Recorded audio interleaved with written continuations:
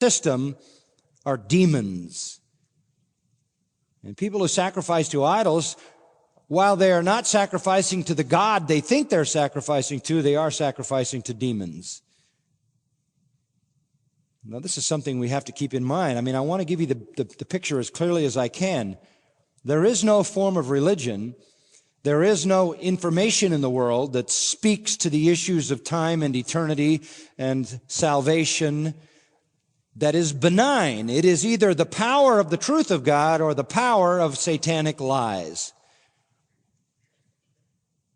You can't ever make an easy truce with error because it is not static, it is not inert.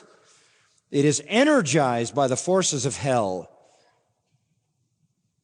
Paul says an idol has no reality. They may think this is the goddess Diana, or they may think they're worshiping some other god.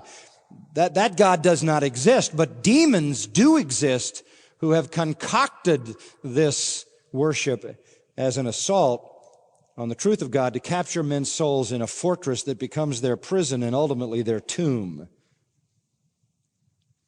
Anything other than the truth, any ideology, any philosophy, any theory, any viewpoint, any religion other than the truth is demonic. This is not just New Testament teaching.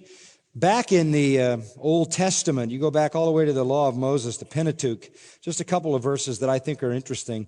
In the 17th chapter of Leviticus, the third book in the Bible, it says, Leviticus 17:7, they shall no longer sacrifice their sacrifices to the goat demons with which they play the harlot. Creating a goat god didn't make that goat a god. All it did was give opportunity for demons to be worshiped.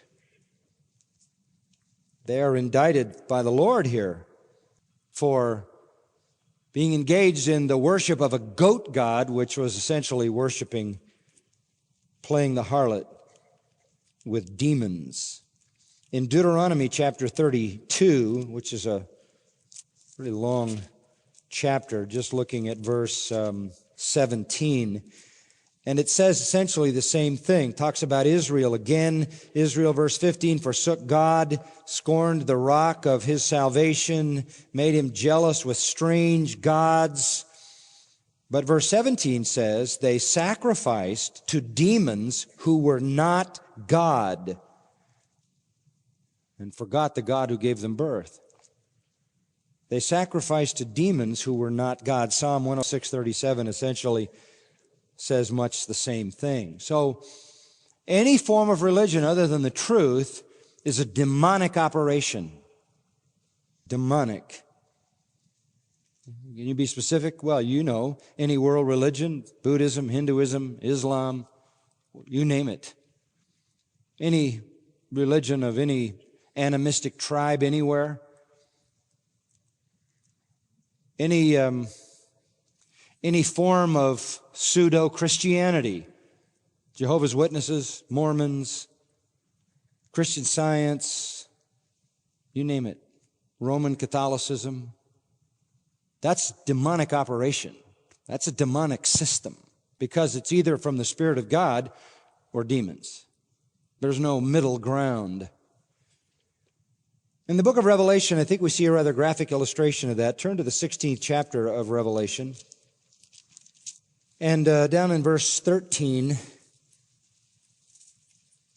this looks ahead at the time of the tribulation that comes upon the earth. During that period of tribulation, just before the Lord comes to set up his kingdom, John says in one of his visions, I saw coming out of the mouth, verse 13, of the dragon, that is the dragon symbolic of Satan, coming up and out of Satan, and out of the mouth of the beast, who is the Antichrist, and the mouth of the false prophet, who is the cohort of the Antichrist. 3 unclean spirits like frogs. This is vivid imagery.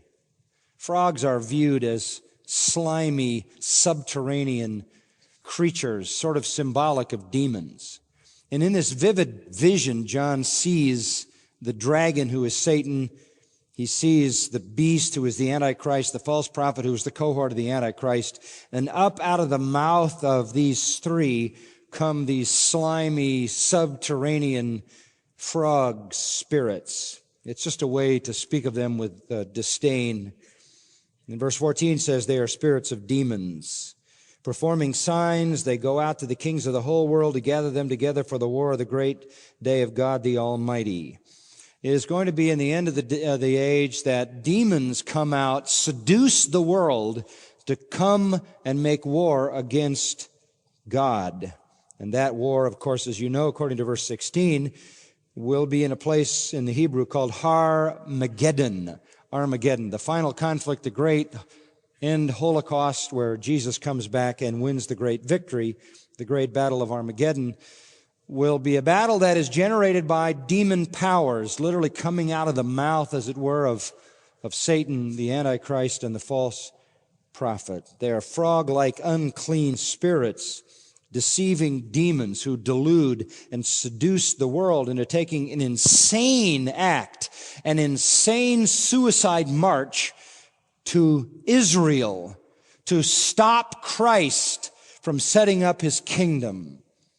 And we know what happens, don't we? Revelation 19 says Christ comes down, destroys them all.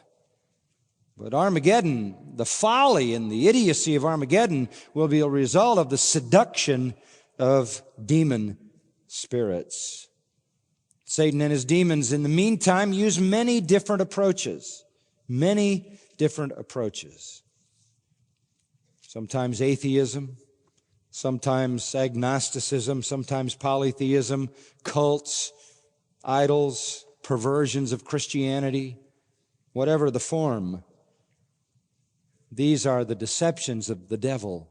And he will adjust and suit those deceptions to the environment of anybody.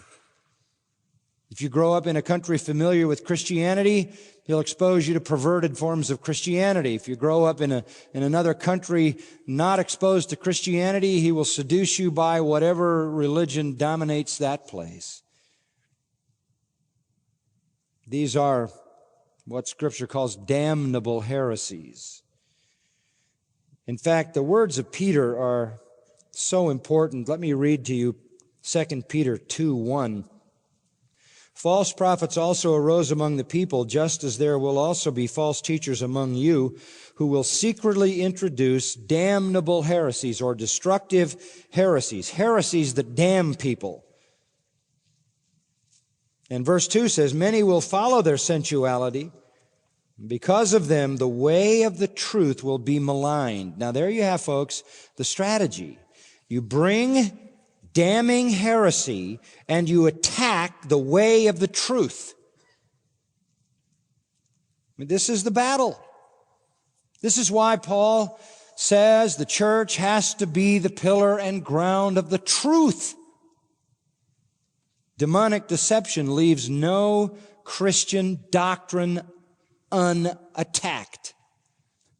If you want to espouse the authority of Scripture, hypocritical liars representing seducing spirits and doctrines of demons will come and attack the authority of Scripture, attack its inerrancy, attack its inspiration, or attack its true interpretation. If you affirm the virgin birth of Jesus Christ, along will come some seducing spirits through their human instruments and attack the virgin birth. If you espouse the sinless life of Jesus Christ,